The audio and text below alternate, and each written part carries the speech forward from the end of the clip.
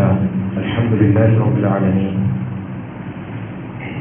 نحمده ونستعينه ونؤمن به ونتوكل عليه ونعوذ بالله من شرور أنفسنا ومن سيئات أعمالنا من يهده الله فلا مضل له ومن يضلل فلا هادي له وأشهد أن لا إله إلا الله وحده لا شريك له وأشهد أن محمدا عبده ورسوله أرسله بالهدى ودين الحق ليظهره على الدين كله ولو كره المشركون اللهم صل على محمد وعلى آل محمد كما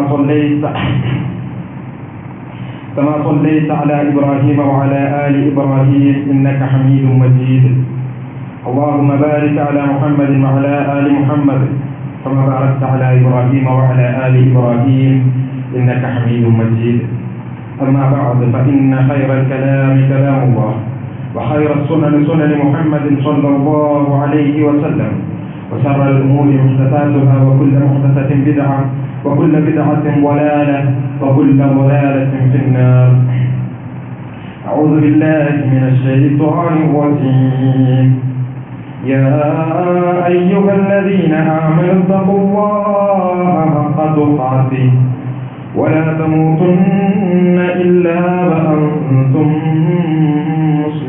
مسلمون قل ما يعبأ بكم ربي لولا دعاؤكم فقد كذبتم فسوف يكون لزاما.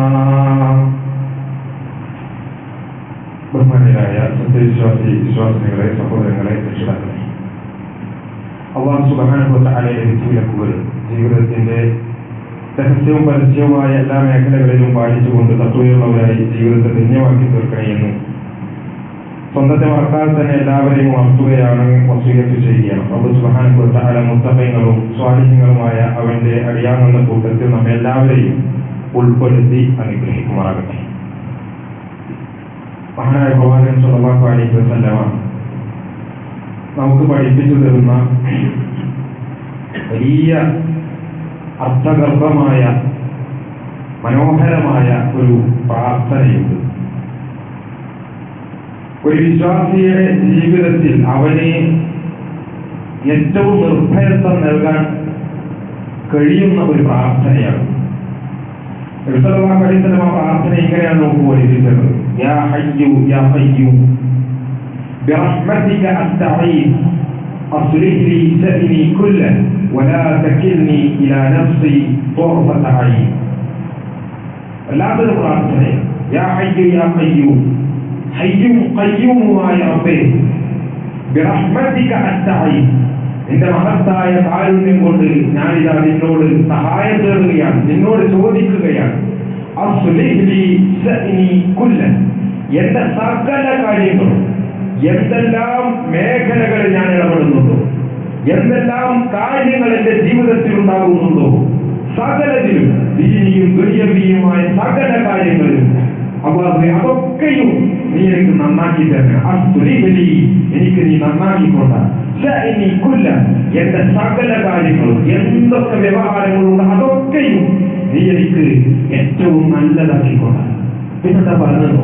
വലാ തകിൽനി, എന്റെ റബ്ബേ നീ എന്നെ തന്നെ ഏൽപ്പിക്കരുത്. വലാ തകിൽനി, എന്നെ തന്നെ നീ ഏൽപ്പിക്കരുത്.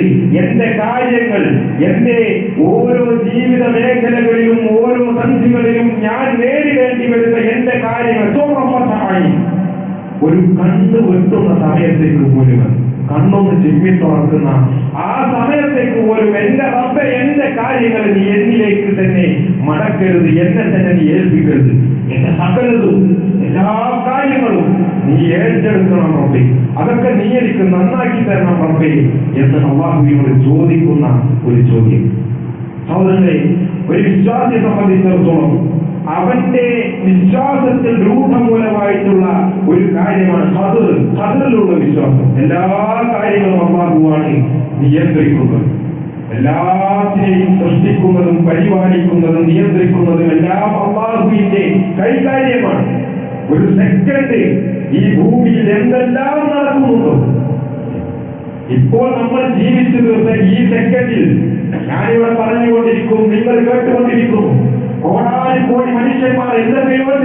സഞ്ചരിക്കുന്നു. അതിനുമപ്പുറം എത്രയോ കോടിക്കണക്കിന് ജീവജാലങ്ങൾ അവയുടെ ജീവിതത്തിൽ നിന്നൊക്കെ ഒരു സെക്കൻഡ് കഴിഞ്ഞുപോയി.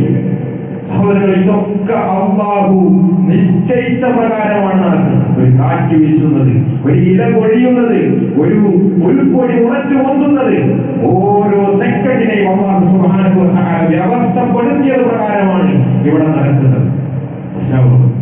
ആ റബ്ബിനോടാണ്, അതിന് പ്രാപ്തനായ, അതിന് കഴിവുള്ള, എല്ലാത്തിനും കഴിവുള്ള ആ റബ്ബിനോടാണ് നമ്മുടെ ചോദ്യം. യാ ഹയ്യു യാ ഖയ്യൂം ബിറഹ്മതിക അസ്തഗീസ് അസ്ലിഹ് ബി ശഅനി കുല്ലഹു വലാ തകിൽനി ഇലാ നഫ്സി തുറഫത ഐൻ. നീ എന്റെ കാര്യം എന്നിലേക്ക് തന്നെ ഒരു കണ്ണ് വെട്ടുന്ന സമയം പോലും ഏൽപ്പിക്കരുതേ റബ്ബേ എന്നുള്ളത്. എല്ലാം നീ എനിക്ക് ചെയ്യരുത്, എല്ലാം നീ ഏറ്റെടുക്കണം. എന്റെ സകല കാര്യങ്ങളും നീ ഏറ്റെടുക്കണം.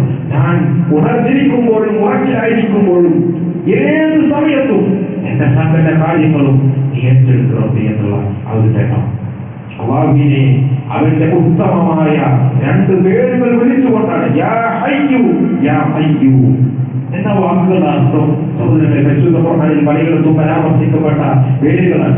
പരിശുദ്ധ ഖുർആനിലെ അഅളമായ ഏറ്റവും ശ്രേഷ്ഠമായ ആയത്തുൽ കുർസി, അല്ലാഹു ലാ ഇലാഹ ഇല്ലാ ഹുവൽ ഹയ്യുൽ ഖയ്യൂം. അവിടെ പറയുന്ന രണ്ട് പേരുകളാണ്. അൽ ഹയ്യ് എന്നെന്നും ജീവിച്ചിരിക്കുന്നവനാണ്. അല്ലാഹു ജനിച്ചുണ്ടായവനല്ല, അവന് തുടക്കമില്ല, അവൻ മരണപ്പെടുകയുമില്ല, തുടക്കവും അവസാനവും ഇല്ലാത്ത എന്നെന്നും ജീവിച്ചിരിക്കുന്നവൻ. അതാണ് റബ്ബ് അൽ ഹയ്യ്. സകല കാലഘട്ടങ്ങളിലും ജീവിച്ചിരിക്കുന്നു. കാലങ്ങൾക്ക് അതീതനാണ്. കാലങ്ങൾക്ക് കാലം എന്ന് പറയുന്നത്, സമയമെന്ന് പറയുന്നത് മനുഷ്യനുള്ളതാണ്, അല്ലെങ്കിൽ മറ്റുള്ള സൃഷ്ടികൾക്കുള്ളതാണ്. എന്നാൽ ആലമിന് പുറത്തുള്ള, സമയത്തിന് പുറത്തുള്ള, സ്ഥലകാലങ്ങൾക്കപ്പുറമുള്ളവനാണ് റബ്ബ് സുബ്ഹാനഹു വ തആല. സമയം അവനെ ബാധിക്കുന്നതേയല്ല, സമയം അവനെ ബാധിക്കുന്നതേയല്ല, എന്നെന്നും ജീവിച്ചിരിക്കുന്നവനാണ് റബ്ബ് സുബ്ഹാനഹു വ തആല. അതാണ് അൽ ഹയ്യ്. അൽ ഖയ്യൂം എന്ന് പറഞ്ഞാൽ സകലത്തിലെയും നിലനിർത്തുന്നവനാണ് അവൻ. എന്നാലും അവനെ നിലനിൽക്കാൻ യാതൊന്നിന്റെയും സഹായം ആവശ്യമില്ല.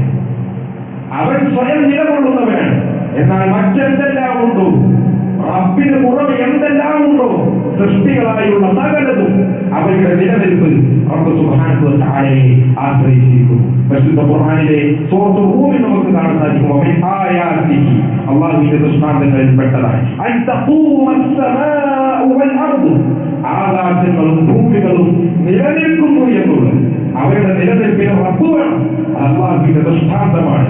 അവനാണ് അവയെ നിലനിർത്തുന്നവൻ. ബിഅംരിഹി, അവന്റെ കൽപ്പന കൊണ്ടാണ് ആകാശഭൂമികൾ അത് നിലനിൽക്കുന്നത്.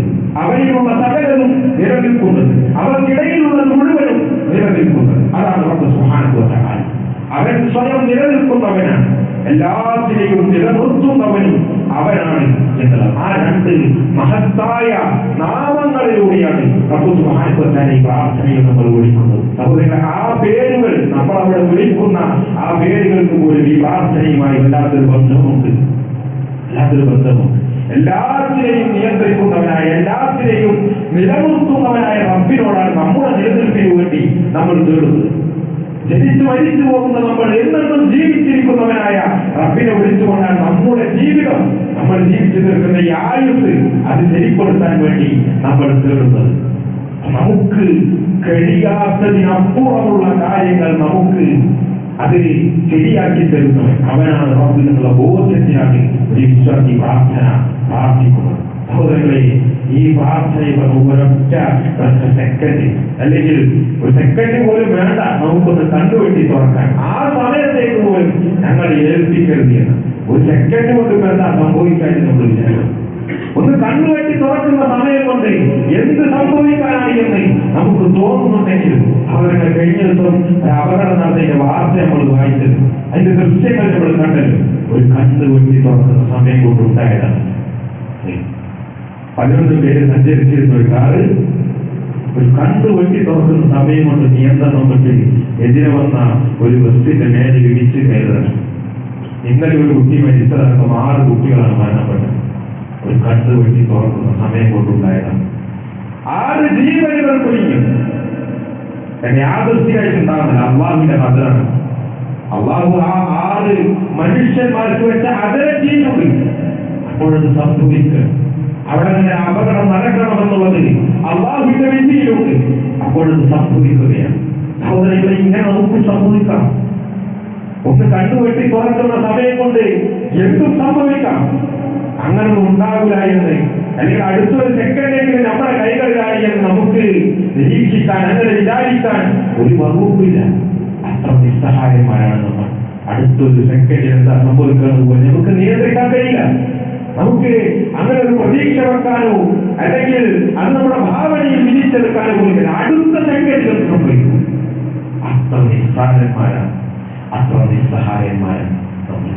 നോക്കൂ, നിങ്ങൾ ഏറ്റവും റിയാക്ഷൻ ടൈം കുറവുള്ള ആളുകൾ, അതായത് ഒരു കാര്യം കണ്ട് ഗ്രഹിച്ച് അതിനോട് പ്രതികരിക്കാൻ ഏറ്റവും കുറഞ്ഞ റിയാക്ഷൻ ടൈം, പ്രതികരണ സമയം ആവശ്യമുള്ള ആളുകൾ എന്ന് പറഞ്ഞ് പരിചയപ്പെടുത്തപ്പെടുന്ന ആളുകളാണ് ഈ കാർ റേസിംഗിലൊക്കെ പങ്കെടുക്കുന്നയാൾ. ഫോർമുല 1 ഡ്രൈവർമാർ, ഫോർമുല 1 റേസിംഗിലൊക്കെ പങ്കെടുക്കുന്ന ഡ്രൈവർമാർ അവർ വർഷങ്ങളുടെ കഠിന പ്രയത്നം കൊണ്ട്, പ്രാക്ടീസ് കൊണ്ട് നേടിയെടുത്തതാണ് ഒരു ശേഷി. പരമാവധി റിയാക്ഷൻ ടൈം കുറച്ച്. എന്തിനാണെന്നറിയോ? അവരിങ്ങനെ മത്സരത്തിന് വേണ്ടി കാത്തു നിൽക്കുമ്പോൾ അതിന്റെ ടൈമർ, അതിന്റെ ലൈറ്റുകൾ അതിങ്ങനെ ബ്ലിങ്ക് ചെയ്യുന്ന സമയത്ത് പച്ച കത്തിയാൽ ഉടനെ അവിടെ പോലും ഒരു മൈക്രോ സെക്കൻഡ് പോലും നഷ്ടപ്പെടാൻ പാടില്ല. ആ തുടക്കത്തിൽ തന്നെ ഒരു ലീഡ് കിട്ടുക എന്നുള്ളത് അവരെ സംബന്ധിച്ചിടത്തോളം വളരെ പ്രധാനമാണ്. അവിടെ ഒരു സെക്കൻഡിന്റെ 100% കുറയായി പോയാൽ അത് ചിലപ്പോൾ മണിക്കൂറുകൾ നിൽക്കുന്ന ആ മത്സരത്തിന് മുഴുവൻ ബാധിക്കും. അതുകൊണ്ട് ആ പച്ച തെളിയുന്ന ആ സമയം, ആ സെക്കൻഡിൽ അല്ലെങ്കിൽ ഒരു മൈക്രോ സെക്കൻഡിൽ അവര് ആക്സിഡന്റിൽ കാലവർഷം, അതാണ് അവർക്ക് ഏറ്റവും കുറഞ്ഞ റിയാക്ഷൻ ടൈം ഉണ്ടാകുക എന്നുള്ളത് ഒരു നിർബന്ധിതമായ യോഗ്യതയാണ്. പക്ഷേ ആ ഫോർമുല 1 മത്സരങ്ങളിൽ അപകടങ്ങൾ നടക്കും. കാറുകൾ കൂട്ടിയിടിക്കും, അല്ലെങ്കിൽ അവരുടെ ആ റേസ് ട്രാക്കുകളുടെ വശങ്ങളിൽ കാറുകൾ കൂട്ടിയിടിച്ച് അപകടങ്ങൾ ഉണ്ടാകുന്നു, മരണങ്ങൾ ഉണ്ടാകുന്നു. ആൾക്കൂട്ടത്തിനിടയിലേക്ക് ആ റേസിംഗ് കാറുകൾ ഇടിച്ചു കയറിയുള്ള അപകടങ്ങൾ ഉണ്ടാകുന്നു. അതൊക്കെ സംഭവിക്കും. ഏറ്റവും റിയാക്ഷൻ ടൈം കുറഞ്ഞ ഒരു നിരുശാസ്ത്ര നേരം കൊണ്ട് ഒരു കാര്യം ഗ്രഹിച്ച്, ഒരു കാഴ്ചയെ തലച്ചോറിൽ അതിനെക്കുറിച്ച് ചിന്തിച്ച് അതിനനുസരിച്ച് ഒരു പ്രവർത്തനം മൈക്രോ സെക്കൻഡുകൾ കൊണ്ട് ചെയ്യാൻ കഴിയുന്ന ആളുകൾ, അവർ നിയന്ത്രിക്കുന്ന കാറുകൾ അതേപോലെ ഒരു നിമിഷാർത്ഥ നേരത്തെ അശ്രദ്ധ കൊണ്ടും ഒരു കണ്ണു വെട്ടി തുറക്കുന്ന സമയം കൊണ്ട് അത് അപകടങ്ങളിൽ പെടുകയാണ്. സെക്കൻഡുകൾ കൊണ്ട് കത്തി ചാപ്പലാവുകയാണ്. അത്രയേ ഉള്ളൂ. എത്ര കേമനായിരുന്നാലും എത്ര പ്രഗത്ഭനായിരുന്നാലും അത്രയേ ഉള്ളൂ മനുഷ്യന്റെ അവസ്ഥ എന്ന് പറയുന്നത്. നമ്മൾ ഈ പ്രാർത്ഥനയ്ക്ക് വല്ലാത്ത ഒരു ഗൗരവം നമ്മൾ കൊടുക്കേണ്ടതുണ്ട്. برحمتك أستغيث أصلح لي شأني كله ولا تكلني إلى نفسي طرفة عين. ഇത് അറിയാത്ത ആളുകളുണ്ടെങ്കിൽ നിർബന്ധമായും ഈ പ്രാർത്ഥന പഠിക്കണമെന്ന് എല്ലാവരോടും വസിയത്ത് ചെയ്യുകയാണ്. അല്ലാഹു സുബ്ഹാനഹു വ തആല തൗഫീഖ് നൽകി അനുഗ്രഹിക്കുമാറാകട്ടെ. നമ്മുടെ ജീവിതങ്ങളിൽ ഏറ്റവും നല്ലതായ അവസ്ഥയിൽ സിഹ്ഹയോടുകൂടി ജീവിച്ച് മരിക്കാനുള്ള തൗഫീഖ് അല്ലാഹു സുബ്ഹാനഹു വ തആല നമുക്ക് എല്ലാവർക്കും നൽകി അനുഗ്രഹിക്കുമാറാകട്ടെ.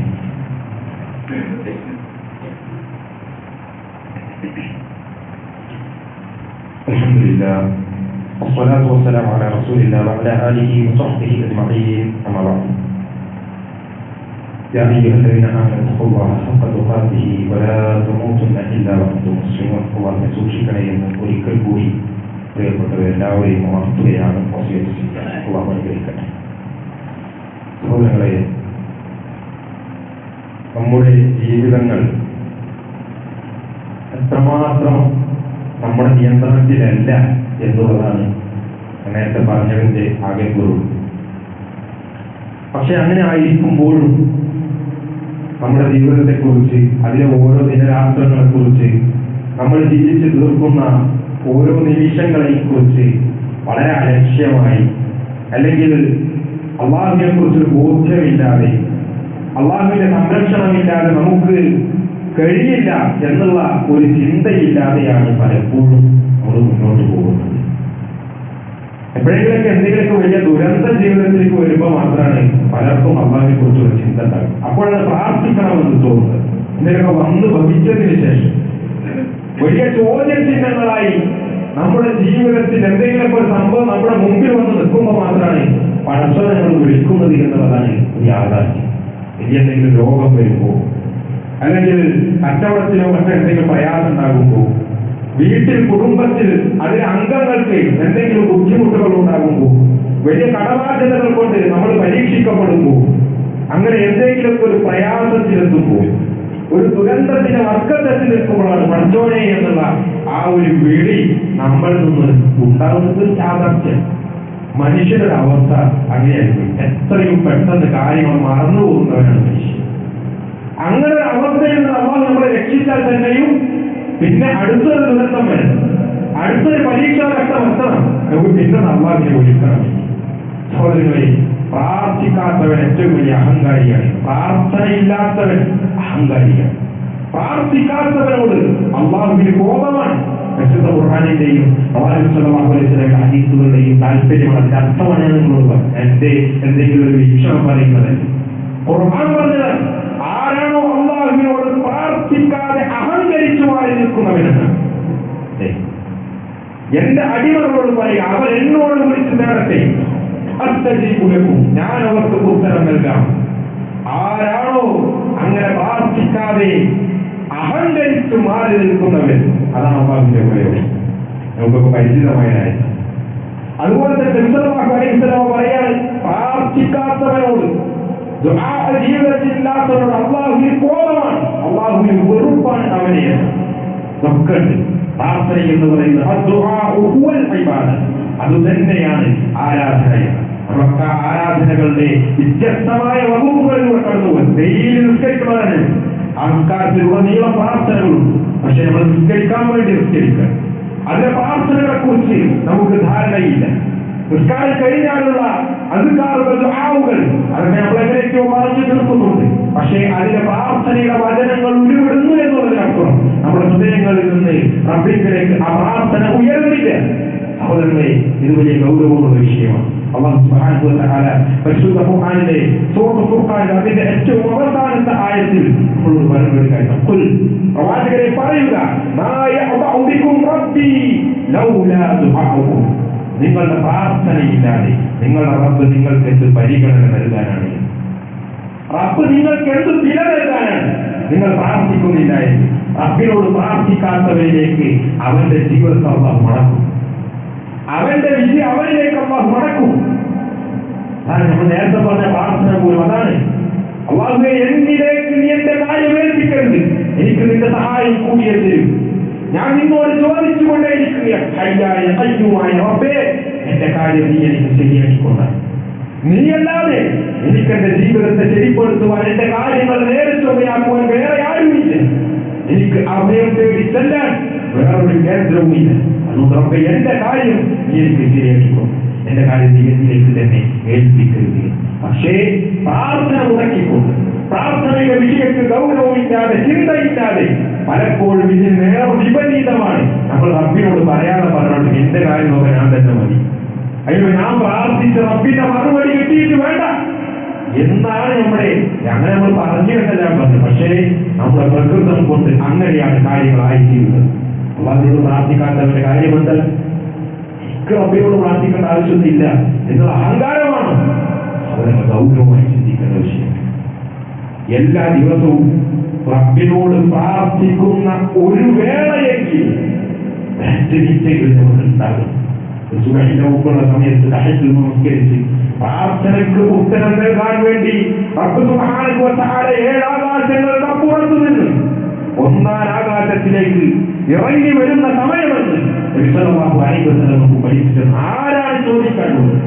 ആരും എന്നോട് ചോദിക്കാൻ ഞാൻ അവന് മറുപടി നൽകും. എന്നോട് പ്രാർത്ഥിക്കാനായിട്ടുള്ള ഞാൻ ഉത്തരം നൽകാം. എന്നോട് ഇസ്തിഗ്ഫാർ തേടുന്നവർക്ക് ഞാൻ പാപം പുറത്തു നൽകാമെന്ന് പറഞ്ഞ് എല്ലാ ദിവസവും രാത്രിയുടെ 3:1 റബ്ബ് സുബ്ഹാനഹു വ തആല നമ്മുടെ അടുക്കലേക്ക് 1ാം ആകാശത്തേക്ക് ഇറങ്ങി വരുമെന്ന്. സഹോദരൻ, അപ്പോൾ നമ്മൾ എന്ത് ചെയ്യുക? ബാക്കിയുള്ള ഇഖാമത്തിനും ഇടയിലുള്ള ആ ഒരു സമയം റബ്ബ് സുബ്ഹാനഹു വ തആല പ്രാർത്ഥനയ്ക്ക് ഉത്തരം നൽകുമെന്ന് ഉറപ്പു നൽകിയ സമയമാണ്. സഹോദരങ്ങളെ, അപ്പോൾ നമ്മൾ എന്താണ് ചെയ്തുകൊണ്ടിരിക്കുന്നത്? നമസ്കാരത്തിൽ സലാം വീട്ടുന്നതിന് മുമ്പുള്ള സമയം നമ്മുടെ ആവശ്യങ്ങൾ റബ്ബിനോട് തേടിയാൽ മടക്കപ്പെടാതെ ഉത്തരം നൽകപ്പെടുന്ന സമയമാണ്. നമ്മൾ എന്താണ് ആ സമയത്ത് ചെയ്തുകൊണ്ടിരിക്കുന്നത്? യാത്രയിലുള്ളവരുടെ പ്രാർത്ഥന റബ്ബ് സുബ്ഹാനഹു വ തആല ഉത്തരം നൽകാതിരിക്കുകയില്ലെന്ന് നബി സല്ലല്ലാഹു അലൈഹി വസല്ലം പഠിപ്പിച്ചതാണ്. യാത്രയിൽ എത്രയോ സമയങ്ങൾ നമ്മൾ ചെലവഴിച്ചിട്ട് നമ്മൾ എന്താണ് ആ സമയത്ത് ചെയ്യുന്നത്? നമ്മൾ റബ്ബിനോട് തേടിയിട്ടുണ്ടോ? റബ്ബിനോട് തേടാനുള്ള ആ ഒരു മാനസികാവസ്ഥ, ആ ഒരു വിനയത്തിന്റെ അവസ്ഥ നമുക്കുണ്ടായിട്ടുണ്ടോ? സഹോദരങ്ങളെ, ഇല്ലെങ്കിൽ പ്രാർത്ഥനയില്ല, അങ്ങനത്തെ ഒരു പ്രാർത്ഥന വിപക്ഷമായ മനസ്സില്ലാതെ റബ്ബ് എന്ത് പരിഗണന എന്താണ്? അള്ളാഹുവിന്റെ അടുത്ത് എന്ത് വിലയാണ് നമുക്കുണ്ടാവുക? റബ്ബിന്റെ എന്ത് വിധിയാണ് നമുക്ക് ചെറുത്തു നിൽക്കാൻ സാധിക്കും? സഹോദരങ്ങളെ, ആ വിധി വരുമ്പോൾ ഒരു നിമിഷാർത്ഥ നേരം കൊണ്ട് നമ്മുടെ കൈപ്പിടിയിൽ നിന്ന്, നമ്മുടെ കൺട്രോളിൽ നിന്ന് എല്ലാം വിട്ടുപോകുമ്പോൾ നമ്മൾ എന്ത് ചെയ്യും? ആ സമയത്ത് റബ്ബല്ലാതെ ആരാണ് നമ്മളെ സഹായിക്കാൻ സാധിക്കും? സഹോദരങ്ങളെ, എല്ലാം പിടുത്തപ്പെട്ട് ഏറ്റവും അവസാനത്തെ സെക്കൻഡിൽ മരണം റൂഹ് തൊണ്ടക്കുഴിലെത്തുന്ന സമയത്ത് അപ്പോഴാണോ നമ്മൾ അല്ലാഹുവിനോട് പ്രാർത്ഥിക്കാൻ പോകുന്നത്? അപ്പോഴാണോ റബ്ബിലേക്ക് നമ്മൾ ഖേദിച്ച് മടങ്ങാൻ പോകുന്നത്? അല്ലാഹു പ്രാർത്ഥന അല്ലെങ്കിൽ തൗബ സ്വീകരിക്കുമെന്ന് റൂഹ് തൊണ്ടക്കുഴിയിൽ കുടുങ്ങി ശ്വാസം കിട്ടാതെ മനുഷ്യരിങ്ങനെ അവന്റെ കയ്യും കാലും ഒക്കെ കൂട്ടിപ്പണഞ്ഞ് ഞെളുകിരി കൊള്ളുന്ന ആ സമയമുണ്ട്. അതുവരെ അല്ലാഹു തൗബ സ്വീകരിക്കും. അതുവരെ പാപങ്ങൾ പുറത്തു നൽകാൻ റബ്ബ് സുബ്ഹാനഹു വ തആല തയ്യാറാണ്. പക്ഷേ ആ സമയം എത്തിക്കഴിഞ്ഞാൽ പിന്നെ രക്ഷയില്ല. രക്ഷ ഉണ്ടാകുമായിരുന്നു, ഫിർഔൻ രക്ഷപ്പെടണമായിരുന്നു. അവൻ മുന്നിൽ താഴുന്ന സമയത്ത് ആ ഖുർആനിന്റെ അവസ്ഥയിൽ അവൻ പറഞ്ഞിട്ടുണ്ട്, ഞാൻ മുസ്ലിമായി എന്ന് അവൻ പറഞ്ഞിട്ടുണ്ട്. പക്ഷേ ഫിർഔന് രക്ഷയുണ്ടായില്ല. അതുകൊണ്ട് സഹോദരങ്ങളെ, പ്രാർത്ഥിക്കുന്നൊരവസ്ഥ ജീവിതത്തിന്റെ ഏത് ഘട്ടങ്ങളിലായി എന്തെങ്കിലും ഒരു ബുദ്ധിമുട്ടോ പരീക്ഷണോ വരാൻ വേണ്ടി നമ്മൾ കാത്തു നിൽക്കരുത്. മറിച്ച് സന്തോഷത്തിന്റെയും സന്താപത്തിന്റെയും എല്ലാ ഘട്ടങ്ങളും പരീക്ഷണത്തിന്റെയും ഉള്ള സമയമായാലും ശരി, അതെല്ലാം സുഖമായി നമ്മുടെ ജീവിതം മുന്നോട്ട് പോകുന്ന സമയമായിരുന്നാലും ശരി, അല്ലാഹുവിനെ മറന്നുകൊണ്ട് പ്രാർത്ഥനകൾ മാറ്റിവെച്ചുകൊണ്ടുള്ളൊരു ജീവിതം ഉണ്ടാകാൻ പാടില്ല. എപ്പോഴും റബ്ബിനോട് ചോദിച്ചുകൊണ്ടേയിരിക്കുക. നല്ല അവസ്ഥകൾ നിലനിന്ന് കിട്ടാൻ വേണ്ടി ചോദിക്കണം. പരീക്ഷണങ്ങൾ ഉണ്ടാകുമ്പോൾ അത് മാറാൻ വേണ്ടി മാത്രമല്ല, നല്ലതുണ്ടാകുമ്പോൾ അത് നിലനിന്ന് കിട്ടാൻ. കാരണം ആ തന്നത് റബ്ബാണ്. നമ്മുടെ ജ്ഞാനത്തിന് കൊടുത്തുകൊണ്ട് നമ്മൾ വെട്ടിപ്പിടിച്ചുണ്ടാക്കിയതല്ല ഒന്നും. ഉള്ളത് നിലനിന്ന് കിട്ടാൻ, റബ്ബ് നൽകിയ റിസ്ക് അത് നിലനിന്ന് കിട്ടാൻ, റബ്ബ് നൽകിയ സുഖ സൗകര്യങ്ങൾ അത് നിലനിന്ന് കിട്ടാൻ അതിനോട് നമ്മൾ ചോദിച്ചുകൊണ്ടേയിരിക്കുക. അല്ലാഹു സുബ്ഹാനഹു വ തആല തൗഫീഖ് നൽകി അനുഗ്രഹിക്കുമാറാകട്ടെ. അവനോട് ചോദിച്ചുകൊണ്ട് വിജയപ്പെടുന്ന അവസ്ഥയിലേക്ക് അല്ലാഹു നമ്മെ എല്ലാവരെയും മാറ്റി തീർക്കുമാറാകട്ടെ. റബ്ബിനോട് പ്രാർത്ഥിക്കാത്ത അഹങ്കാരികളുടെ കൂട്ടത്തിൽ നിന്ന് അല്ലാഹു നമ്മെ എല്ലാവരെയും കാത്ത് രക്ഷിക്കുമാറാകട്ടെ. നമ്മുടെ രോഗങ്ങളും പ്രയാസങ്ങളും ഒക്കെ അല്ലാഹു പരിപൂർണമായി ശിഫാ നൽകി നമ്മിൽ നിന്ന് മാറ്റി നൽകുമാറാകട്ടെ.